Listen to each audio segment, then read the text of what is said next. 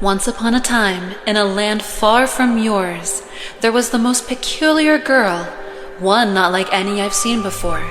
And trust when I say that on the daily I see billions and have for millions. Every night this girl comes to the Sister Willows and lays on the flat rocks that rest between them. She lays there for hours, staring at me.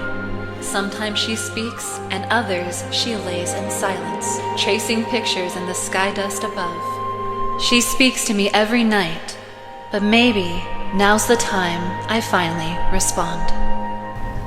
If only the forest could speak, maybe the night wouldn't feel so lonely.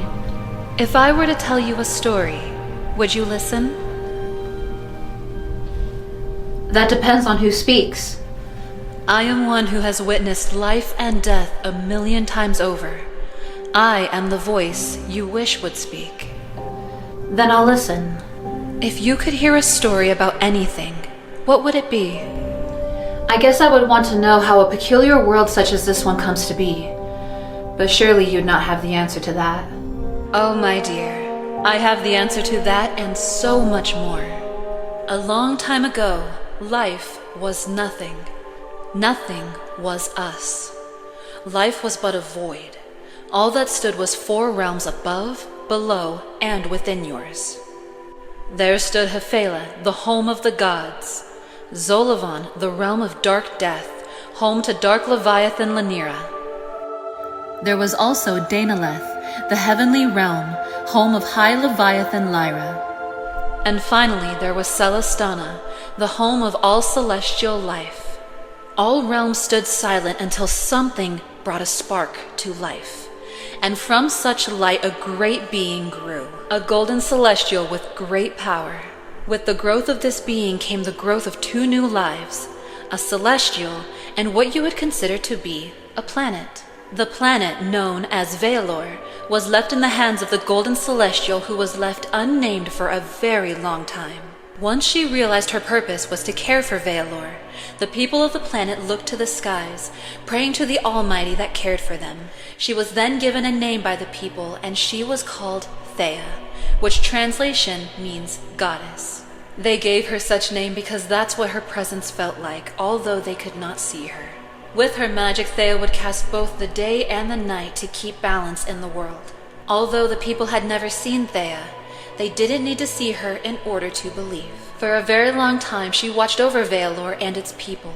She'd listen to every prayer and hear every cry, ensuring that their world was kept safe. What was Veilor like? It was far different than this one.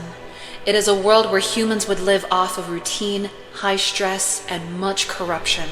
Although such life was difficult, it didn't stop them from living their best lives.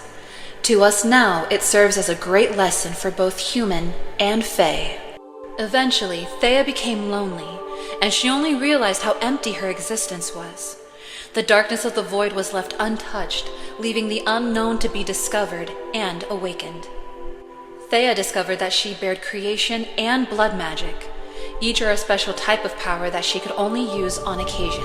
What's the difference between creation magic and blood magic? Well, that depends on its wielder. For Thea, creation magic was undiscovered, but blood magic allowed her to create her very own bloodline. So she created a daughter, Lithian Starin.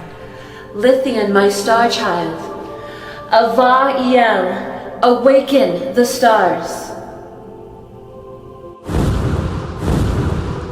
Not only did she get a daughter, but she also created a strong celestial, a beacon of light, capable of awakening the cosmos that stretched far and wide. Lithian awoke in the stardust, filling each pocket of darkness with glimmering light that changes in color. Although her magic was great and strong, there was something important she had to remember. You must never let darkness survive. You must cast your light into every spot, every hole, and every corner of the cosmos. For if you don't, it may mutate and turn into something we've never seen before. I understand, Mother. I won't ever let darkness take us.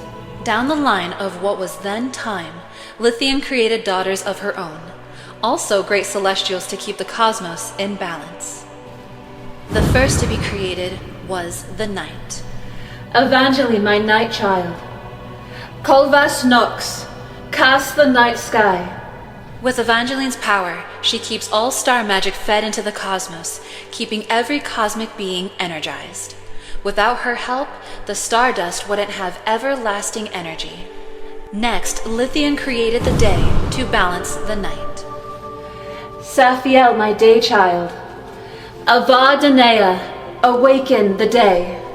With her magic, Saphiel brings energy to the day so that Evangeline may rest, and together they take turns keeping both the world and the cosmos regulated with both day and night energy. Along the line, Lithian came across a dying star, and although she crafts each star to be perfect, she noticed something was wrong with her favorite star, the North Star. In order to save it, she fed blood magic into its core, therefore bringing it to life and creating her youngest daughter, Calum. Calum, my star child. Culva Luma Sinox, cast your light into the dark. Although young Calum had so much to learn, and although she was small, she was determined to cast her light wherever darkness may reach. What if I'm not strong enough for this, Mother? You are strong enough as you are now. You defied the odds and rose with the stars. After the creations of her daughters, Lithian felt as if something was missing. She created 2 cosmic beasts, protectors for her daughters, one for the day and the other for the night. Delana, my moon beast. Provalia Na, you will protect the night. And Cyrus, my sun beast. Risa Valor, rise and roar.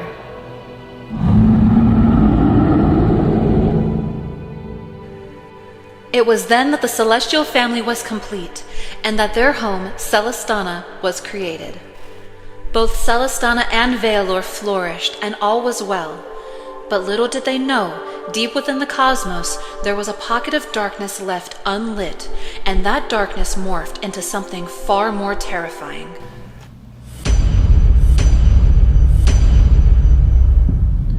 Mother, what is that? From the dark cosmos, a being of itself formed, and she was known as Zero. Her magic was terrifying. With it, she could turn off every light in the cosmos.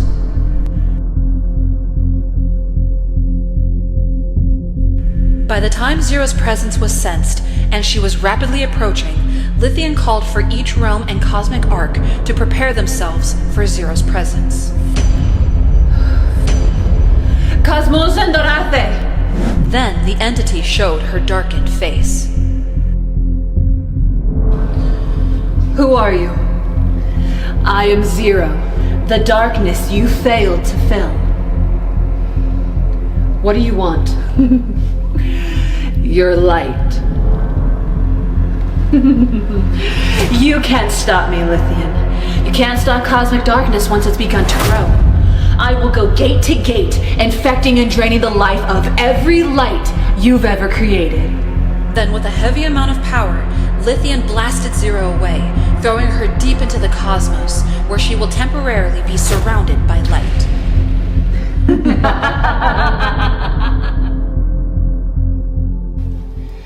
I've done this for so long.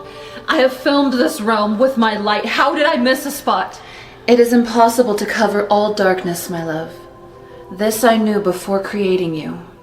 Although poisonous darkness is always there, we can defeat it. How do we do that? Defeat her darkness? With our everlasting light. As long as one of us stands, so does our light. Each celestial separated themselves into their gates, Delana and Evangeline into the gate of the night, Saphiel and Cyrus into the gate of the day, and Lithian and her stars into the Stargate. Thea remained protecting Veilor, ensuring Zero wouldn't reach it, tainting it with her power. She did everything to keep Veilor safe, but fear struck in the eyes of many, because just by the skies alone, they could tell danger was near. Mother, I'm scared. That's okay. So am I. But I thought the Great Mother Star wasn't afraid of anything. You, my star, were my first fear. What do you mean? When I crafted you, I was terrified that I'd hurt you and destroy my first precious creation. You constantly believe you are weak, but I don't think you realize just how strong you truly are. You are my first star, my northern star. Once Zero broke through the shield of day, she didn't hold back and was prepared to break through each and every single gate. She's here. She's about to enter the day gate.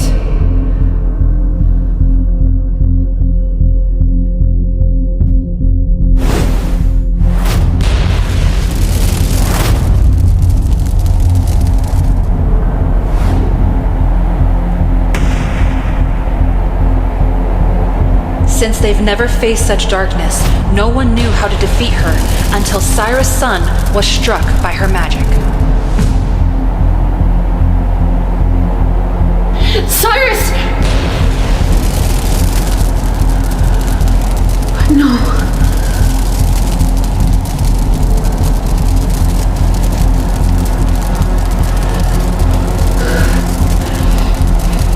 She's on her way to the night gate. Don't let her magic touch you or else she'll drain you of your power and your light. Was she really that powerful? Yes, with the touch of a finger or the lightest graze of her magic, she would drain the Celestials of their power and their light.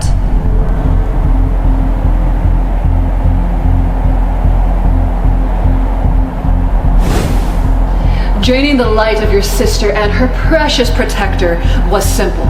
Surely defeating you both will be even easier. Unfortunately, Zero's words were true. Defeating the Celestials in the Night Gate would be easier because there was something neither of them knew.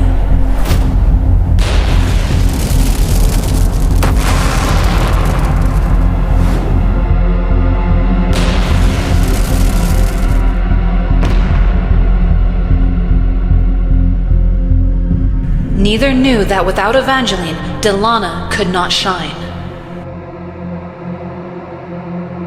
I told you defeating you both would be easier. Your light's gone out. Mother Star, she's coming. We couldn't withstand her power. I'm sorry. Lithian channeled in every ounce of her power, and she prayed that she alone may be enough to defeat Zero. It didn't take long for Zero to break through the Stargate, and from there the fight had begun. Lithian and Calum held her off for a very long time. Fighting against them was such a challenge that Zero grew impatient.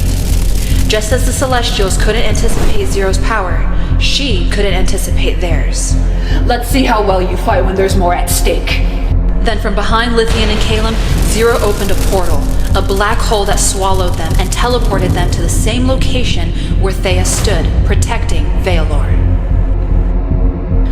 Why can't we coexist peacefully together? Surely it's not impossible.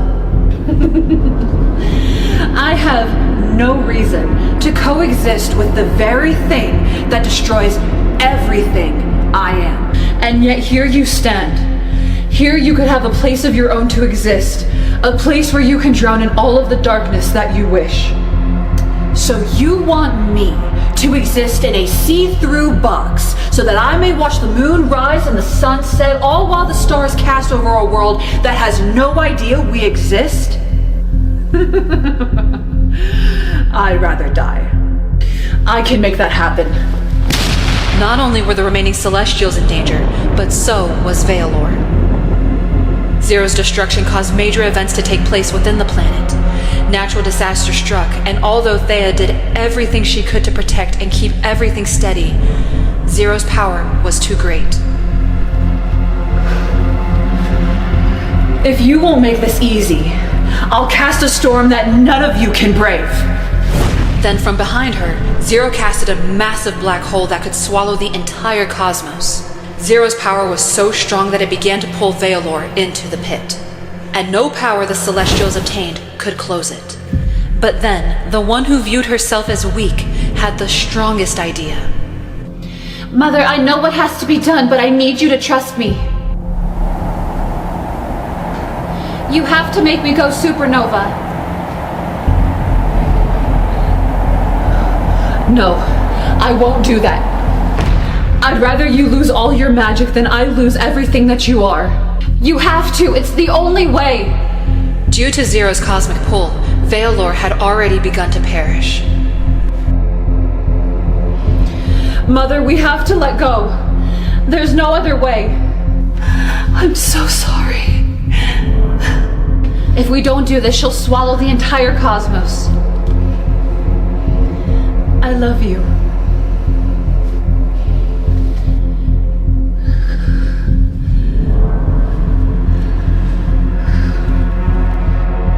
With a smile on her face, Calem pushed Zero into the black hole, and with them, Veilor followed.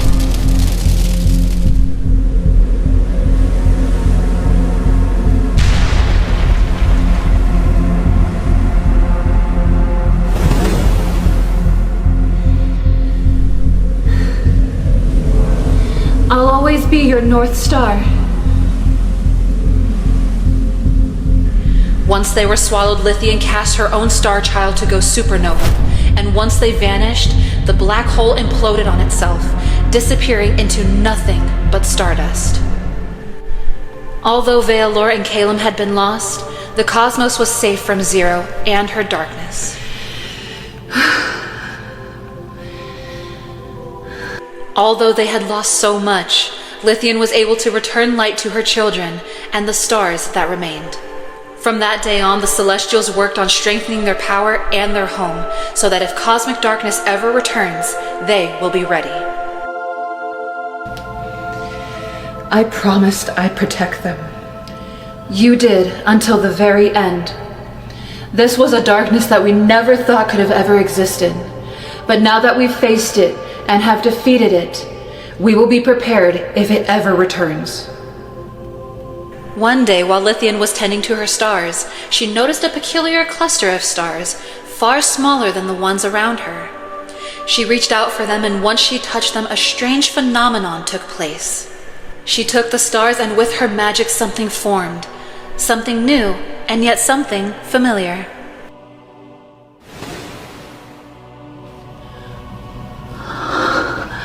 My star child.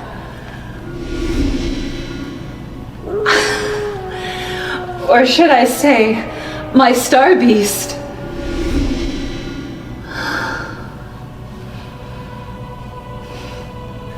With the return of her star child, the Celestial family was once again complete, but there was one last thing to do.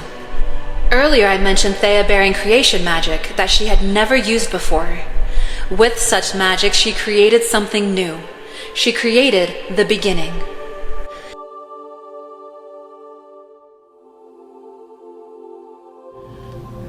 What will you name this one? I'm going to call this one Vasurin.